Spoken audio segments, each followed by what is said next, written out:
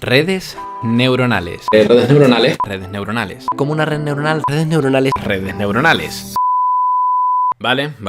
Sí. Hemos hablado muchísimo sobre redes neuronales. Hemos aprendido qué es y cómo funcionan intuitivamente e incluso hace unos meses programamos desde cero nuestra propia red neuronal funcional. Paso a paso y línea a línea, implementamos lo que era una red neuronal sencilla, encargada de resolver un problema de clasificación binaria, pues también sencillo. Ok, genial. Pero ¿significa esto que cada vez que quiera programar una red neuronal, tengo que programarla desde cero? Pues como podrás imaginarte, no. De hecho, la realidad es que cuentas con numerosas herramientas que te dan la posibilidad de sacarle todo el partido a los algoritmos de Deep Learning sin costarte muchos quebraderos de cabeza. Herramientas como Keras, TensorFlow, PyTorch y otras tantas deberían de ser herramientas que has escuchado más de una vez. Pero hey, que a lo mejor no tienes claro qué te aporta cada una y qué no. Es por eso que hoy veremos 3 maneras diferentes de programar a una red neuronal. ¿Estás listo? Perfecto, porque empezamos en nada, pero antes quiero que sepas que si este vídeo te interesa, posiblemente lo que te voy a contar ahora también te va a interesar, porque hoy tenemos al primer sponsor del canal, Academy.ai, que es el primer bootcamp dedicado específicamente a la inteligencia artificial en España, con graduados que han ido a estudiar a Harvard, trabajan para Google o Microsoft, entre otros. Lo interesante aquí es que el próximo bootcamp de AI Engineering que se va a celebrar empieza el 8 de julio en Barcelona, con más de 400 horas de formación intensiva dedicada a la inteligencia artificial, el machine learning y el deep learning. Todo esto durante 10 semanas. Si has seguido los vídeos de este canal ya tienes el nivel suficiente para poder empezar, pues lo único que vas a necesitar es tener una buena base de Python. Este curso te va a dar todas las herramientas y prácticas para impulsar tus conocimientos al siguiente nivel y poder trabajar como AI Engineer o Data Scientist. Además, la buena noticia es que si aplicas a través del siguiente enlace, vas a obtener un descuento del 15% exclusivo para los miembros de este canal. Tienes toda la información para consultarlo en la descripción de este vídeo. Y ahora sí, vamos a programar unas cuantas redes neuronales. ¿Por dónde empezamos? Pues como en todo edificio debemos de empezar a construir por los cimientos. Esto es algo muy común dentro del campo de la informática, donde muchas de las herramientas que utilizamos se construyen encima de otras herramientas anteriores. Vamos cimentando capa por capa, abstrayendo funcionalidades complejas en herramientas cada vez más sencillas de utilizar. Es decir, si trabajamos con Deep Learning, pues cada nivel que añadimos sumará una capa de simplicidad en el uso de las redes neuronales, pero que al mismo tiempo nos restará flexibilidad en el diseño de las arquitecturas. Como he dicho antes, en este canal nuestro comienzo trabajando con redes neuronales ha sido desde los cimientos, implementando desde cero todos los pasos que hacen funcionar a una red neuronal. Capas de neuronas que calculan las sumas ponderadas, funciones de activación, propagación de la información hacia adelante, el cálculo del error, la propagación del error hacia detrás, encadenando derivadas con la chain rule, tal y como derivamos en todos los vídeos de teoría, y optimizando los parámetros usando el descenso del gradiente. Todo esto está muy bien explicado paso a paso en el IA Notebook número 4 que te recomiendo hacer si todavía no lo has hecho. En el vídeo de hoy, este será nuestro punto de partida. Si recuerdas, el problema que trabajamos en aquel vídeo era un problema de clasificación binaria, este de aquí, donde teníamos a 2 círculos concéntricos de puntos que queríamos separar en 2 clases diferentes. Si te fijas, todo nuestro código implementado aquí sirve para diseñar una red neuronal con esta arquitectura de acá. Funciona, perfecto, pero ¿y si quisiera experimentar con el diseño de la arquitectura?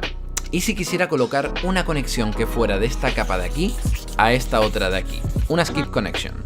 Pues claro, en nuestro código ya la propagación hacia adelante habría que implementarla de nuevo.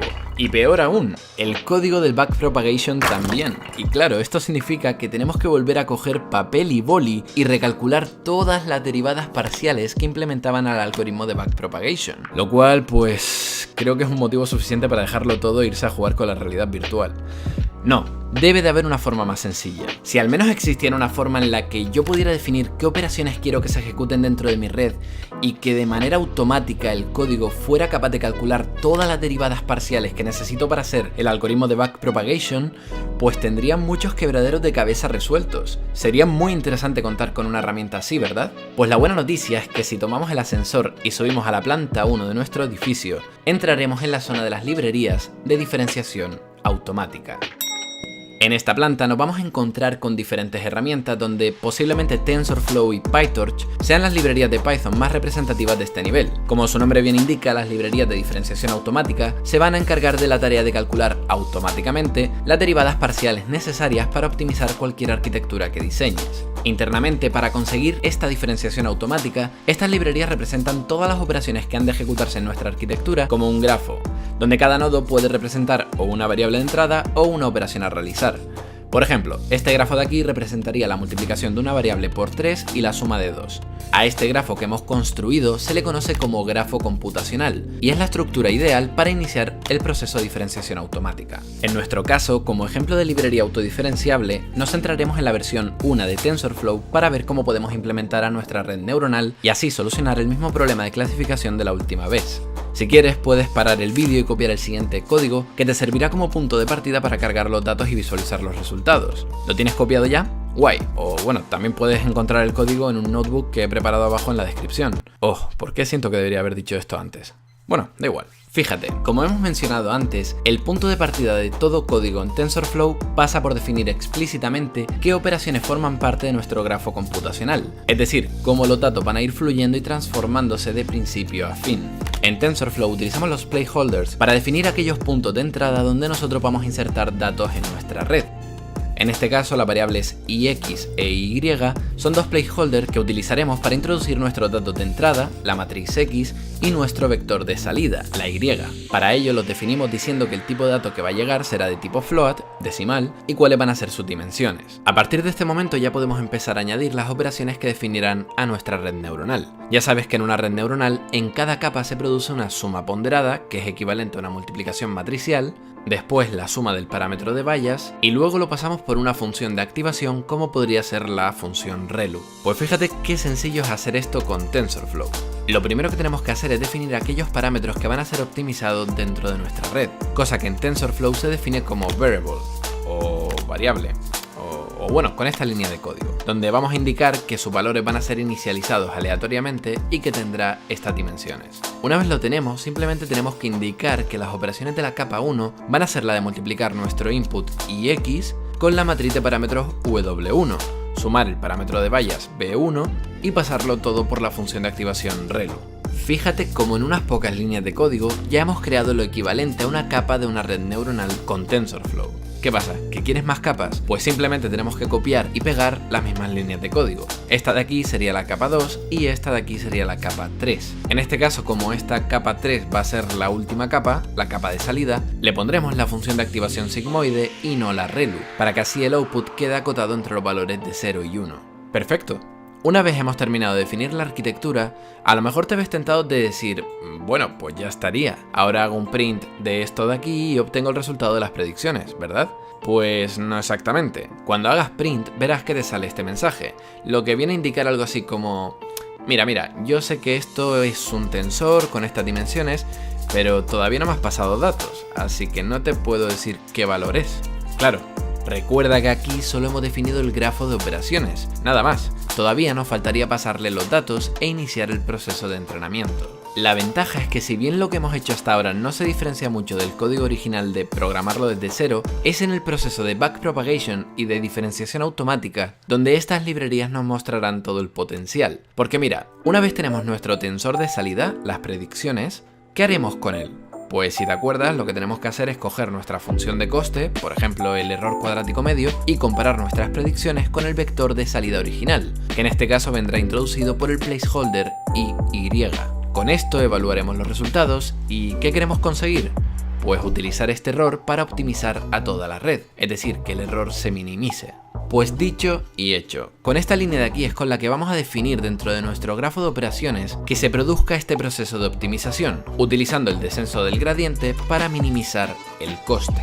Con esto ya tendríamos planteadas todas nuestras operaciones y solo nos faltaría introducir los datos y dejar que TensorFlow inicie el proceso de autodiferenciación y entrenamiento, algo que vamos a hacer con las siguientes líneas de código. Para ejecutar nuestro grafo computacional, lo primero que tenemos que hacer es iniciar una sesión, y con esta empezaremos a ejecutar, ahora sí, las operaciones de nuestro grafo. La primera operación que vamos a ejecutar es esta de aquí, que servirá para inicializar todos los parámetros que hemos creado anteriormente, todas las matrices de pesos y bayas. Esto se hará de la manera en la que lo hayamos especificado, que en este caso, tal y como hemos definido, viene a ser de manera aleatoria. Esto es algo así como si estuviéramos arrancando por primera vez toda la máquina que hemos creado.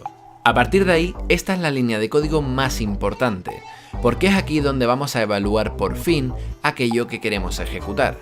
En este caso le estamos pidiendo a TensorFlow que nos calcule estos tensores de aquí, para lo cual necesitaremos insertar datos a aquellos placeholders que hemos declarado como punto de entrada de nuestro grafo. Estos datos se los podemos inyectar de manera sencilla en esta misma línea de código con el parámetro feedDict. Es aquí donde pasaremos nuestra matriz de entrada y nuestro vector de salida. Con esto, estos tensores de aquí se van a calcular, y como este tensor es el optimizador que hemos definido arriba, cada vez que se evalúe, nuestra red estará siendo optimizada de manera automática por TensorFlow. Es decir, estará aprendiendo.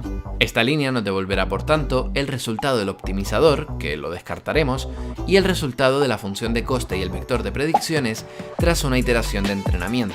Si dejamos que esto se repita de manera iterativa durante un número determinado de veces, el resultado que obtendremos será el siguiente. La red ha aprendido a resolver nuestro problema de clasificación. Como ves, el código que hemos escrito es bastante sencillo, y no debería de costarte entender el resto de líneas que en realidad solo sirven para obtener métricas durante el entrenamiento. Tienen todo el código comentado en el notebook que he compartido en la descripción. La gran ventaja de trabajar con TensorFlow, dejando aparte la optimización para GPU, la ejecución distribuida, la optimización del código, es que si tú ahora quisieras modificar algún aspecto de la arquitectura de tu red, solo tendrías que hacer cambios en la primera parte del código, y el resto, el proceso de autodiferenciación y entrenamiento, se computará automáticamente. Si te das cuenta, lo que TensorFlow nos permite hacer es construir la arquitectura de redes neuronales que queramos a nivel de operaciones. Es decir, que el diseño de redes neuronales ahora pasa a ser el de juntar diferentes operaciones como si bloques de Lego se tratasen, cómodo y para toda la familia. ¿Qué te parece? Mola, ¿verdad? Pues me alegro que te guste, porque vamos a seguir subiendo en el ascensor de las cosas fáciles. Y es que sí, TensorFlow es una herramienta cómoda, pero si te fijas podría serlo más. Por ejemplo, antes, cuando hemos querido diseñar a nuestra red neuronal, para definir a cada capa de la red hemos tenido que escribir 3 líneas de código, declarando los parámetros de la capa y cuáles eran cada una de las operaciones que se producían en ella. Algo que se vuelve muy redundante cuando seguimos añadiendo más capas a nuestra red. ¿No habría una forma más cómoda de hacer esto? Pues en realidad sí, todas estas líneas de código las podríamos abstraer hasta el nivel de capa. Es decir, en vez de trabajar combinando distintas operaciones, lo que podemos hacer es combinar diferentes tipos de capas para conformar así nuestra red neuronal. En realidad, en el campo del Deep Learning, la gran mayoría de arquitecturas pueden ser construidas a partir de combinar unos pocos tipos de capas que son comunes a todas estas arquitecturas. Capas fully connected, convolucionales, deconvolucionales, celdas LSTM, etc. Visto así, tiene sentido plantearse el diseño de redes neuronales de otra manera, desde el punto de vista de las APIs de alto nivel, donde pasaremos a ver a las redes neuronales como combinaciones de capas. Un nivel donde desde la rama de TensorFlow nos encontramos con herramientas como Keras, que ha pasado a ser la interfaz de alto nivel de facto de la librería TensorFlow, tras ser integrada como uno de sus módulos. De manera muy simplificada, lo que consigue Keras es plantear una interfaz sencilla, a nivel de capa, de todas las funcionalidades que nos aporta TensorFlow. Visto así, vamos a ver cómo podemos resolver el mismo problema de antes, pero utilizando Keras. Ojo, porque esta vez va a ser más rápido. Y es que en Keras comenzamos creando nuestra red neuronal, a nuestro modelo, llamando a la función sequential, que es una forma de decirle a Keras que queremos crear un modelo conformado por una secuencia de capas. A partir de este momento ya podemos empezar a añadir capas y capas a nuestra red neuronal. En este caso, las capas fully connected, donde cada neurona tiene una conexión con la capa anterior, son denominadas capas densas, a las cuales las tenemos que especificar cuántas neuronas contiene y qué tipo de función de activación va a ejecutar. Una vez tenemos definida la capa que queremos añadir, la podemos incluir en nuestro modelo simplemente llamando a la función model.add. Con esto, ya Keras sabrá qué operaciones debe de incluir en nuestro grafo computacional para implementar a esta capa. Muy sencillo. Si ahora quisiéramos continuar añadiendo capas, pues tendríamos que repetir la línea de código anterior. Añadimos una segunda capa y ahora una tercera capa, la de salida. Una vez estamos satisfechos con el diseño de nuestra red, en Keras el entrenamiento se vuelve mucho más sencillo. Lo primero que tenemos que hacer es compilar el modelo, para así comunicar al backend de TensorFlow que estamos listos para entrenar. Esto lo hacemos con la función compile del objeto del modelo, y será aquí donde especifiquemos qué función de coste utilizaremos para optimizar y qué optimizador utilizaremos. De manera complementaria también podemos añadir otras métricas que serán calculadas y visualizadas durante el entrenamiento. Una vez tenemos el modelo compilado, ahora solo queda entrenarlo, y en este caso esto se consigue llamando a la función .fit. Será aquí donde le diremos a Keras cuáles son nuestros datos de entrada, X, y nuestros datos de salida, Y. De igual forma podremos controlar otros parámetros del proceso de entrenamiento como el tamaño del batch o el número de épocas a entrenar. Cuando estemos listos lo ejecutamos y veremos inmediatamente cómo empezará el proceso de entrenamiento. ¿Acaso no es bello? Comparativamente, el código programado con Keras es muchísimo más compacto y orientado al prototipado rápido de arquitecturas de Deep Learning. Como ves, tal y como dijimos en un principio, entre más alto subimos en los niveles de abstracción de estas herramientas, mayor es su simplicidad de uso, en detrimento, eso sí, de la flexibilidad en el diseño. Para ilustrar esto podemos subir un último nivel en nuestro ascensor, donde pasaremos a tratar a las redes neuronales desde un punto de vista de capas a un punto de vista de modelo. En este nivel las cosas se vuelven bastante sencillas, la verdad, ya que miramos a las redes neuronales como un todo, como un modelo cuya arquitectura ya nos dan predefinida y que podemos controlar de manera limitada ajustando unos pocos hiperparámetros. Como ejemplo de este nivel podemos encontrarnos con librerías como sklearn, APIs en plataformas de Machine Learning en la nube o paquetes avanzados en herramientas de ofimática.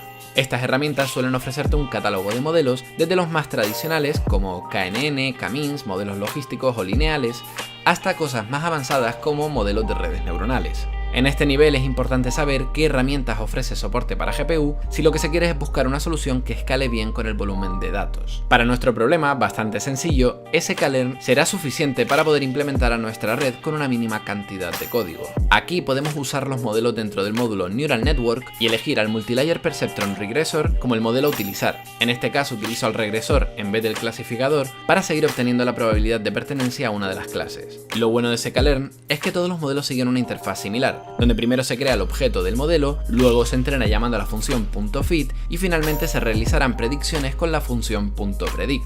Bastante sencillo. La dificultad aquí reside en la de encontrar aquellos hiperparámetros que mejor se ajusten a tu problema. Podemos definir a estos hiperparámetros cuando creamos el objeto del modelo. Por ejemplo, aquí podemos seleccionar el tipo de optimizador, el learning rate inicial, el número de neuronas para cada capa oculta o la política detrás del número de iteraciones a entrenar. Cuando esté listo, veremos que estas dos líneas de código son suficientes para solucionar a nuestro problema. La ventaja de sklearn, como ya he dicho, es la sencillez para probar otros tipos de modelos diferentes, puesto que solo requeriría cambiar esta línea de código por el modelo que queramos al mantenerse igual la interfaz del resto de funciones. Con este último ejemplo espero que haya quedado clara mi intención con este vídeo, que es la de mostrar el gradiente de herramientas con las que contamos en el campo del Machine Learning si nos movemos en el eje de simplicidad versus flexibilidad.